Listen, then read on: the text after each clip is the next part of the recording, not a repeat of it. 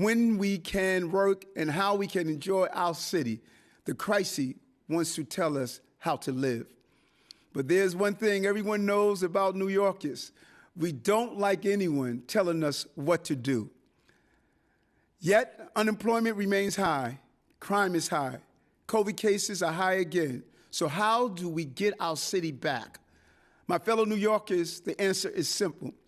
We will get our city back by making a commitment to each other right here, right now, beginning today. This will be our New Year's resolution. We will not be controlled by crisis. Instead, we'll make this city better every day through actions big and small.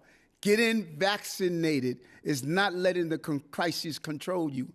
Enjoying a Broadway show, sending your kids to school, going back to the office, these are declarations of confidence that our city is our own.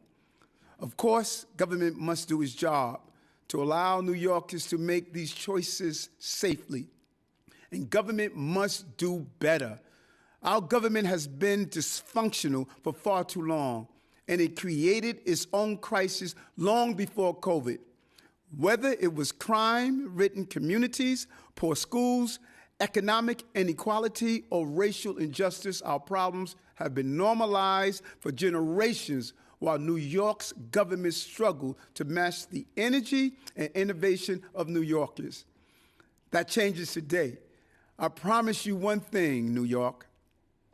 I will make our city better every day by making our city government better every day.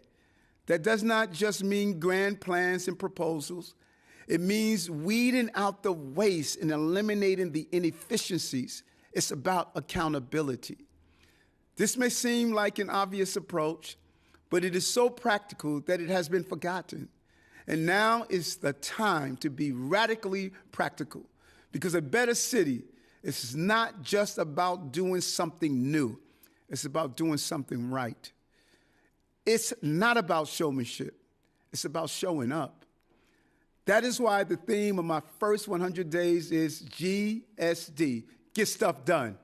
And I have assembled a government that will solve New York's problems because it understands New Yorkers.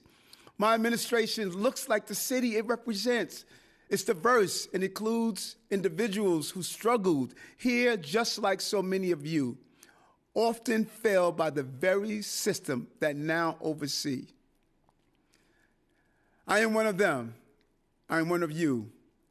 My mother worked as a cook and a house cleaner, barely keeping a roof over our heads and food on the table in South Jamaica, Queens, no matter how hard she worked. I was bused to school because our school was failing. I was ridiculed because I had an undiagnosed learning disability. I was a dishwasher and a clerk, and I went to school at night to get my degree before becoming a cop. I was arrested as a teenager. I was beaten by police, and later today, I will go back to that same precinct house, and I will address the officers there as their mayor. The beginning of my story is like so many others in this city, so many of which end in sorrow instead of triumph. But with a better city government and a laser focus on taming COVID, turning our economy around and lowering crime, we can add glory to more New York stories. But to do this, we must also put down the weapons of rhetoric and reach for results. The ideological wars of our recent political past are more costly now than ever as we face such serious challenges. These fights divide us by forcing us to make forced choices rather than working together on practical solutions. Some will continue to say that we must choose between public safety and human rights, but we can't have both. That is why I am going to put more resources into stopping violent crime while I work with Commissioner Sewell to bring reform to our police department. Some would say that there cannot be winners in our economic turnaround without being losers in the same time. I say no to that. We can have an economy that lifts up working people and brings prosperity to all New Yorkers. And that is why I will work with big employers, small businesses, unions, everyday workers to remove whatever barriers lay in front of them so they can thrive. And some would say that we must choose between shutting down our city and endangering New Yorkers with COVID. I say no to that as well. This is 2022, not 2020.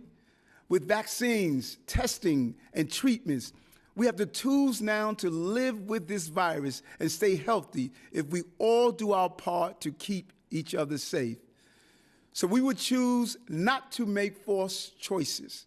We would choose the truth, which is that we all want the same thing, a safe, prosperous, healthy city where we can raise our children and all New Yorkers can thrive, regardless of background, belief, or orientation. As I begin here today at City Hall, I look to my predecessors for perspectives, and I think we can all learn from their wise words.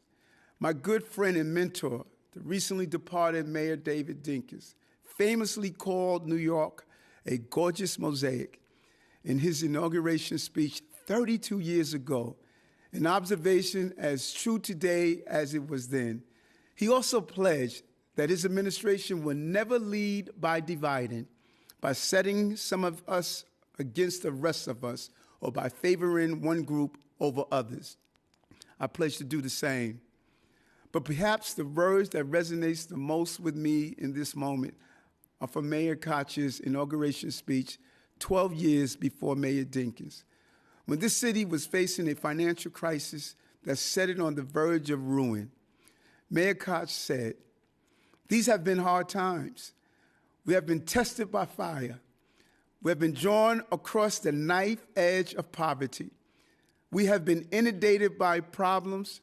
We have been shaken by troubles that have destroyed any other city would have destroyed. But we are not any other city. We are New York, and New York and adversity towers above any other city in the world." And Mayor Koch added, "New York is not a problem. It's a stroke of genius. I know and you know we are." I agree with him then as a boy. I agree with him now. So today we remember our strength. We face our fears, and we start anew, confident that crisis will not define us. The last 2 years have trapped our spirit and is begging to be let out. We have been stifled. We have been asleep. But we are a city of 9 million dreams, and we're about to wake up. I cannot wait to greet this new day with you. I thank you from the bottom of my heart, New Yorkers.